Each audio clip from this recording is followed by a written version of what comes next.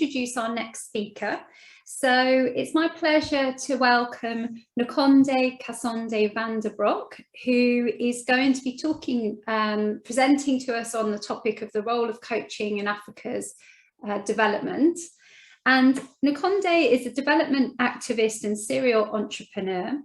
And she's been working for well over a decade on international development and international finance globally with the United Nations and the Global Fund to fight AIDS, TB and malaria. And she returned to contribute to her country's economy and the wider African development. So I'm sure everyone will join me in welcoming Nankhonde, and we're really interested to hear this next presentation. So I can't see you on my screen, but hopefully you're there if I'm ready to hand over. I am, Rebecca. There we are. Hi, I can see you now. Thank you. So over to you. Thank you, Rebecca, and good afternoon, everybody. It's such a pleasure to join you here. And I've been attending the earlier sessions, so I do feel quite enriched myself as a participant. And now hopefully you will feel enriched in experiencing me as a speaker. The topic that I felt really speaks to the theme of the whole idea of global coaching and making a world of difference really brought me to try and understand, so from what perspective can I share my story and my experience in a way that you can take something for yourself wherever you are. And so I chose the role of coaching in Africa's development and the experience or perspective as a practitioner. And when I talk about Africa's development, this is so wide and deep, and you can talk for hours. So the reason I chose this is because I wanted us to understand that wherever you are, your impact is felt beyond your coaching hours and your coaching space. And sometimes we don't realize how we are contributors to this globalization and this collective experience that we're trying to create for better lives and experiences for our clients, and to what extent that actually puts out an energy and frequency that reaches levels way beyond ourselves, whether consciously or subconsciously. And that's why I chose to talk about this. So I may have challenges with my connectivity to change the slides. So I will ask Mary to come in the event that there is a challenge, but I think we're doing okay. I want to start with a poll, just to gauge from the audience, how many of you are coaching in Africa?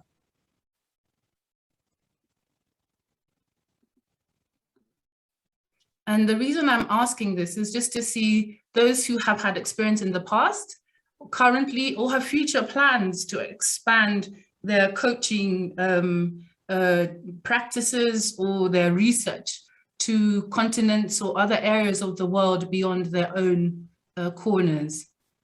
So I'll give us a few minutes just to get some feedback on your responses.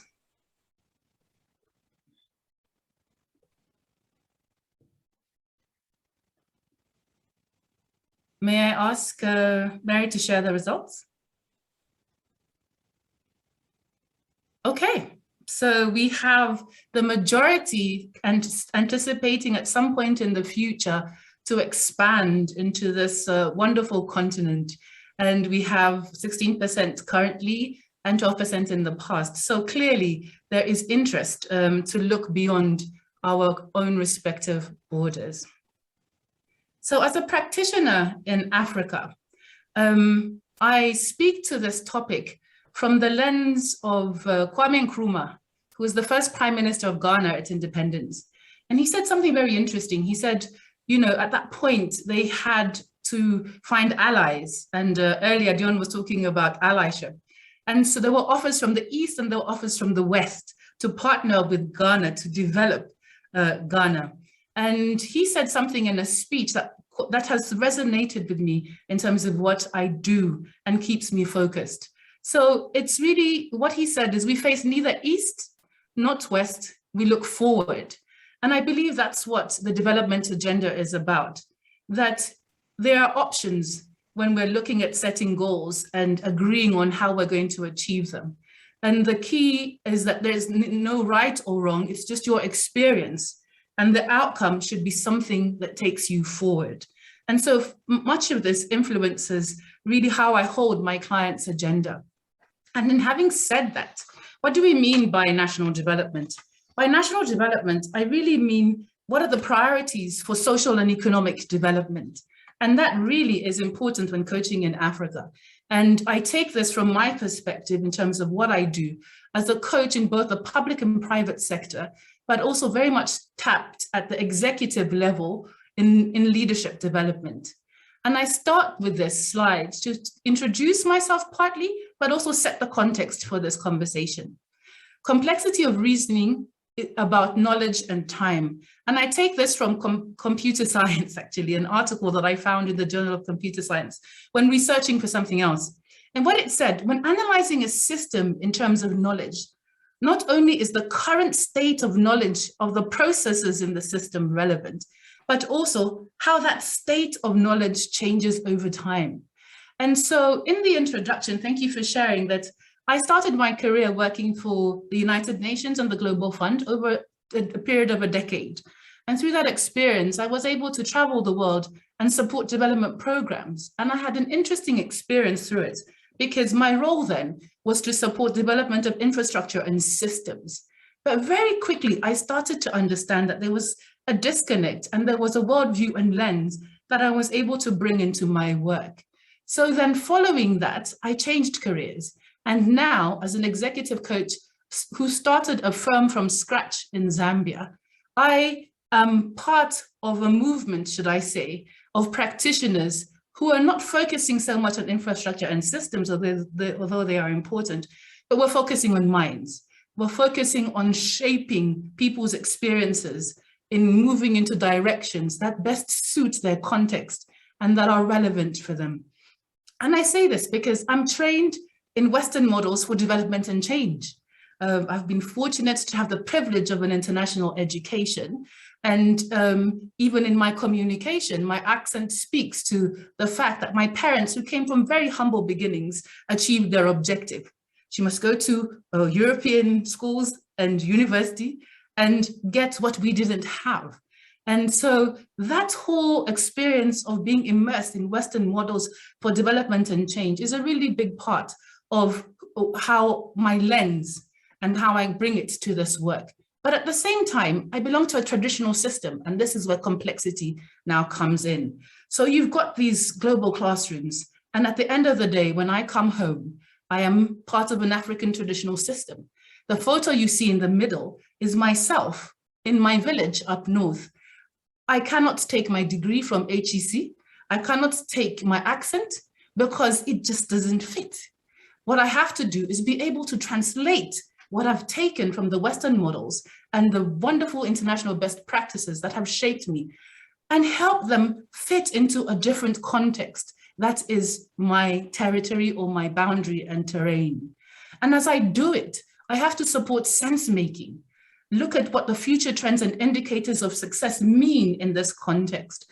And I put that picture of the horizon because even in doing that, not only am I serving an agenda in terms of the organizations and the governments I support, but I'm also a practitioner in my own home of what I teach as a mother.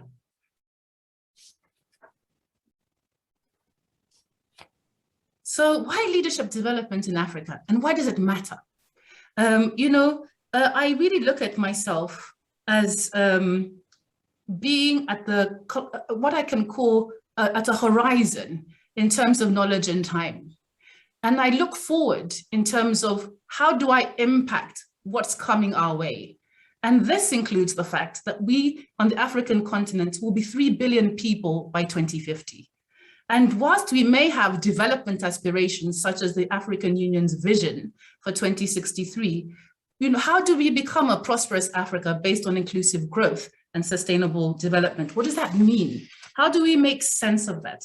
And what is the context that we're going to achieve it in? And what is my role as a coach in delivering parts of that? Because if behavior is a function of person and environment, then when I'm in my coaching space, I'm not teaching, I'm not the focus, I'm actually in a different position, asking and inviting and enabling. And so there is no right or wrong, there is just the perspective that I'm supporting. And when I think about the perspective I'm supporting, it's this picture of 3 billion people by 2050. What does it mean about leadership? What does it mean about developing the kind of future priorities for economic and social development? And how do I tap into them through the organizations I support? We have to understand that by that time, and currently, 60% of our population is under 25. That demographic dividend really shapes our context and how we approach leadership development. Because this generation, or these demographic dividends, because it is spanning between 15 to 24, when we think about the youth from an African perspective, they have third-hand experience of history. They were not at independence. They have not second, but third-hand experience and knowledge of what happened. And so their story, their reference points are different. They're digital natives. As much as internet penetration hasn't gone across the continent as fast as it should, mobile money, financial digital services has changed who has access. And they're redefining what development means. So we can't ignore them in the context. And I find myself increasingly coaching across generations in the C-suite, because this is our reality.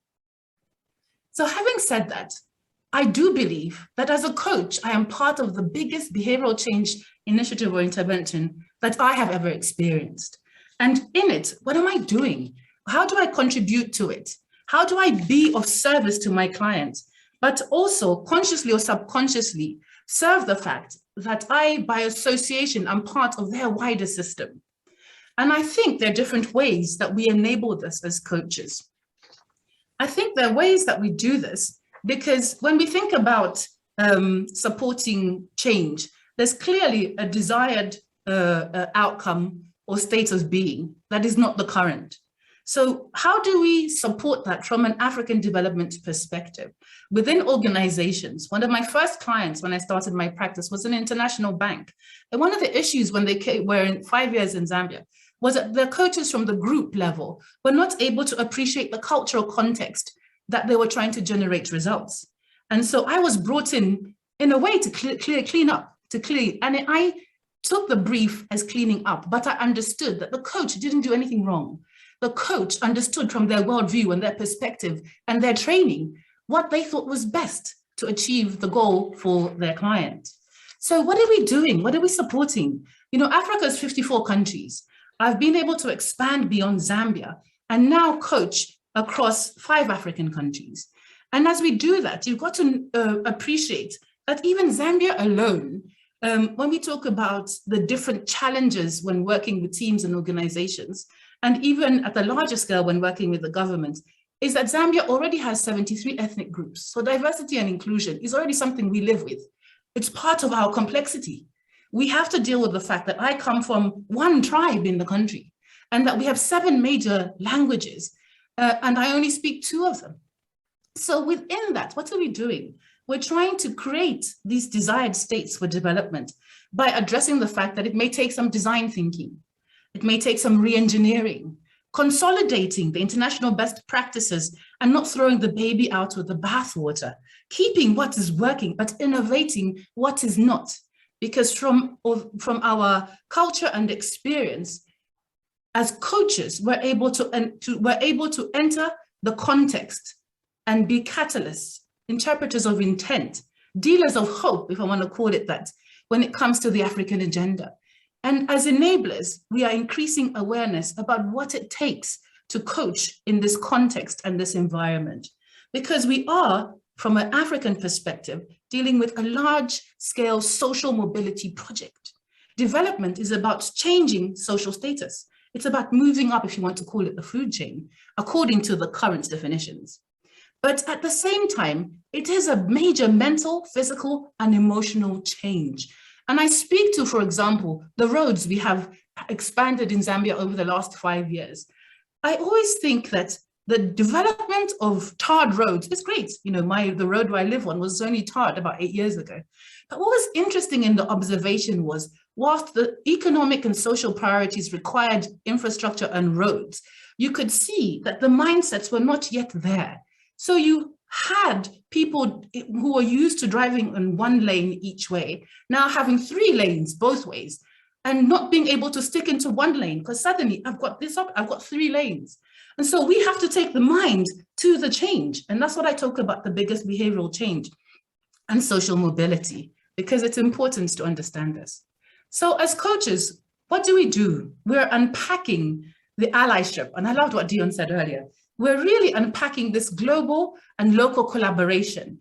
And I really think it is, because in my conversations with Jonathan, with Henry, with other practitioners, I'm able to understand what can I take from what you do that can help my context and environment. Governments change, but the strategic ambition and plan doesn't. And coaching has an opportunity to intersect every aspect of this transformation process. I use coaching as a tool to navigate to the Africa my clients want to experience. And if I bring you to Zambia, I see my contribution consciously to the 6th, 7th, and currently 8th National Development Plan and the global goals that are helping us understand what development is and how far we've attained it.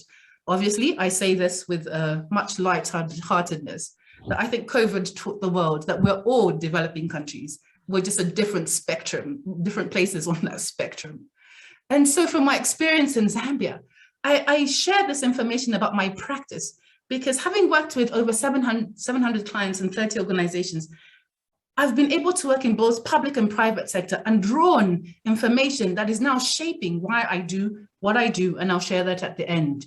Having gone across 7 of the 10 provinces of the country, you have to understand there's the issues of language, sense making, and meaning. Context matters because you're dealing with urban and rural sites. Multinationals have locations in different places. And as I'm working, I'm constantly thinking to myself, I'm unpacking the transformation process. And in the conversations, we're dealing with the intended and unintended consequences of this development. But at the same time, I also speak again to the collaborative nature and allyship, that I work across the continent and I am part of 3 Pan-African coaching networks.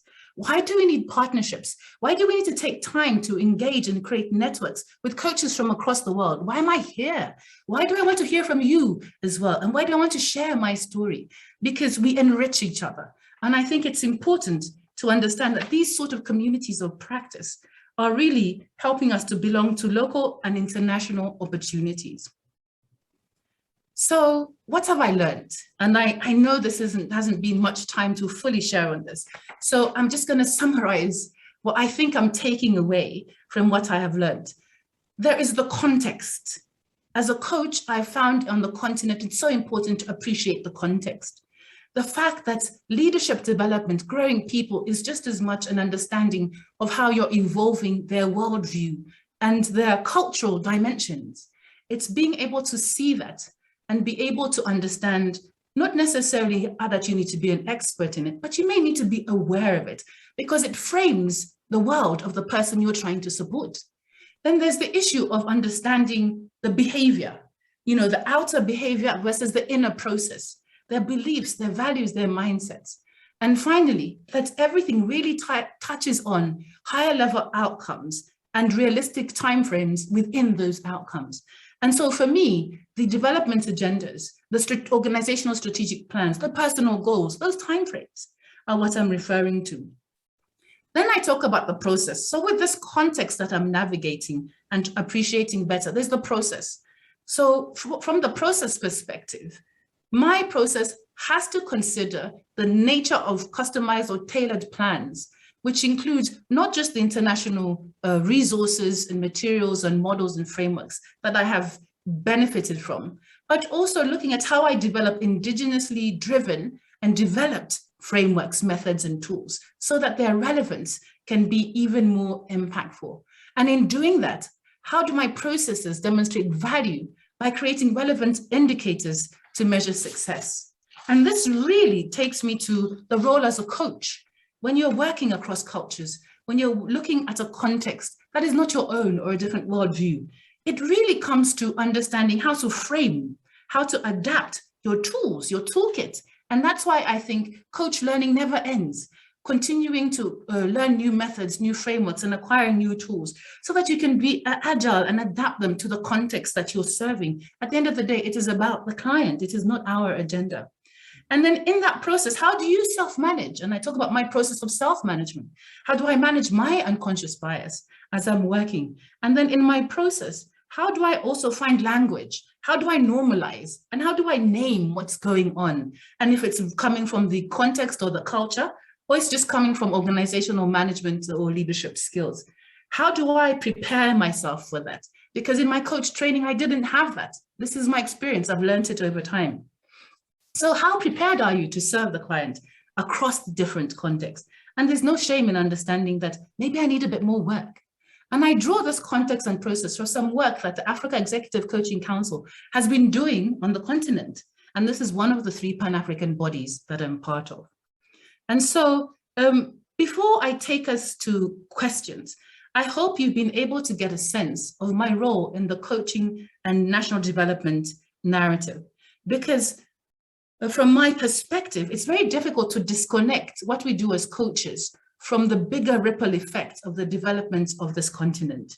And I hold that responsibility very highly, and I try my best to serve it. But supervisory and having a supervision and having a coach also helps me reflect on how I'm doing it and to what extent my own worldview is being affected by my aspiration for this continent. So I will leave you with a quote from my tribe. I'm from the north of Zambia, and we have a great proverb that says, and I hope this will speak to you in terms of expanding your experience. Umwana ashenda atashanyina ukunaya. And what it means is that a child who's not exposed to the world thinks that their mother's cooking is the best in the world. And I say this so that for yourselves, you are influenced and encouraged to continue to do what we do as coaches. We are curators of stories that shape history. Some of these stories will never be heard beyond our virtual and physical meeting rooms, but others will lead to very vivid and visible manifestations of not just the Africa in my perspective that our clients want to see, but I extend it and take it back to the theme of this conference, to the world and the impact that global coaching will contribute. Thank you. Thank you so much, Nankhonde. That was extremely thought-provoking and engaging presentation. I'm sure everyone will agree. And we have some time for some questions. So does anyone have a question? If you'd like to raise your hand, and hopefully I can see you, and then we can take some questions.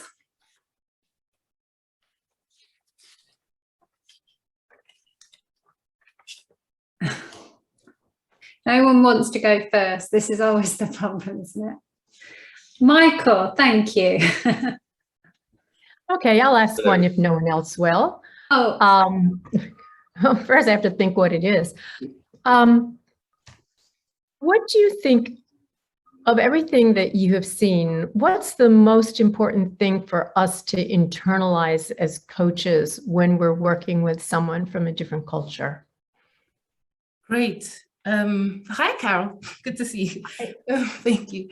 I actually skipped a slide because I wanted to make space for questions. But what I have pulled together and I'm working on now is what I'm calling African culture and context-centered design.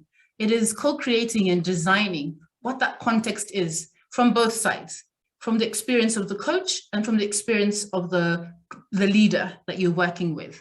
And so from an African perspective, I've drawn over the last 10 years 5 cultural dimensions, and these are around beliefs. The emphasis placed on implicit beliefs around tradition and religion, and sort of the actual practices that continue in our traditional systems. Then there's the emphasis on community and seeking to belong through unity. There's loyalty, looking for protecting others and the strong ties that are served through favors.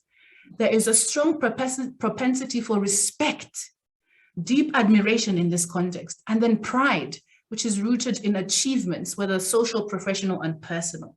So the summary of my presentation is that there are cultural dimensions that you must be aware of. And in that, that helps shape the context. And this work I'm currently doing and draw from Philip Rosinski and Gert Hofstede, who have inspired what I have seen in my practice and how I want to translate it into research. I hope that helps. Thank you. Thank you, Carol. I think Michael had a question as well. Michael. Hi, thank you. Brilliant presentation. I mean, just opened up the whole area of Africa. I got a simple question in a way. I mean, or two-pronged. I mean, doesn't it seem a bit daunting? I mean, you just reminded us of the stats about Africa and what an incredible development opportunity there is in all fields, obviously, but clearly with support that somebody like yourself with amazing experience, you know, with the UN background and everything, you must at some point sometimes sort of feel a little bit daunted by the scale of your remit, really. And and the other part of that is, how do you actually, with all these different languages and so on, I mean, what is the key to sort of bringing the different African nations into the same sort of stream of pace of development and support that coaches and people like yourself can give? Thank you. It's a very interesting question. I don't feel daunted or intimidated by this agenda. I think I was built for it, and I have been shaped and molded into it. I've had great teachers and great coaches myself. And I think the first one was my father. So I believe in Ubuntu. Ubuntu understands that whilst I am because you are, it then means that I was born to serve a purpose. And that's the African principle philosophy that we live by. And so I believe I'm serving a purpose through my work. At the same time, you know, it's difficult to bucket Africa into the continent. 54 countries, north, east, south, west, even the regions are different.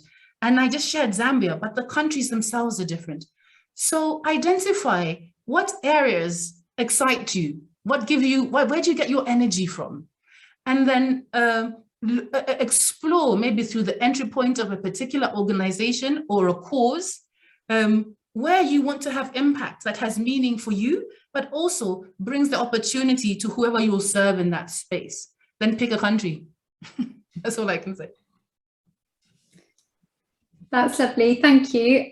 We've got a couple of questions on the chat actually, which I could share. So Simon asks, how do you price and enable your coaching to be available beyond well-resourced leaders? Have you found a cost-effective way of making coaching available in African countries? Great question. I've been doing this for 10 years. When COVID came, it was quite clear that we had to move to online platforms. And as part of that process, I had already been working in terms of trying to support online virtual coaching. Because when I started 10 years ago, I would drive 5 hours for a 1-hour coaching session, simply because our culture is person-based, and that connection, that trust, that safety is built in person. So we need to evolve that, and that's changed over time.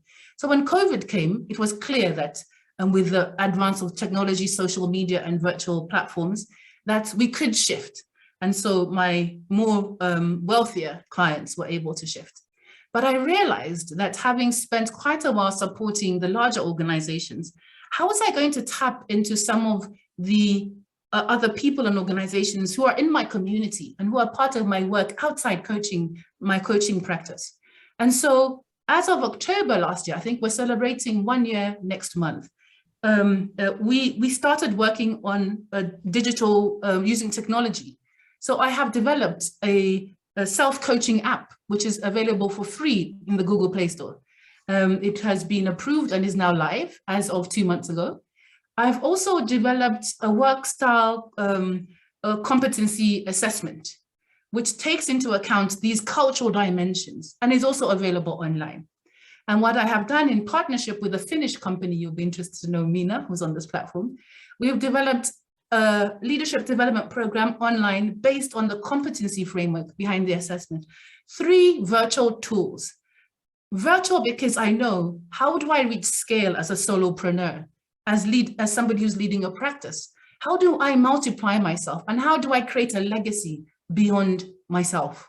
And so the tools help me do that. And they're deliberately priced for the African market. I have international and multinational clients who can afford to pay me large sums. And I've used over the 10 years, everything I've pulled from them and studied and learned and packaged it into a digital form. And I am paying it forward through these 3 applications so that those who will never get to go to HEC Paris or Oxford, or who will never get to be in a conversation with you at Henley Business School, will still be able to tap into your wisdom, your experience, and your knowledge. Thank you. Thank you, Nankhonde. I'm afraid I need to draw it to a close then, so that we move on to our next speaker, but I'm sure everyone shares the thoughts when I say that was such an inspiring talk. And I think it's rare that we find someone that's so entrepreneurial and resourceful, and obviously doing so well in terms of creating a number of different options, but also so passionate about such an important cause as well. So thank you so much for sharing your experiences with us. And I'm sure lots of people will be trying to connect with you after the programme, after the conference today. So thank you.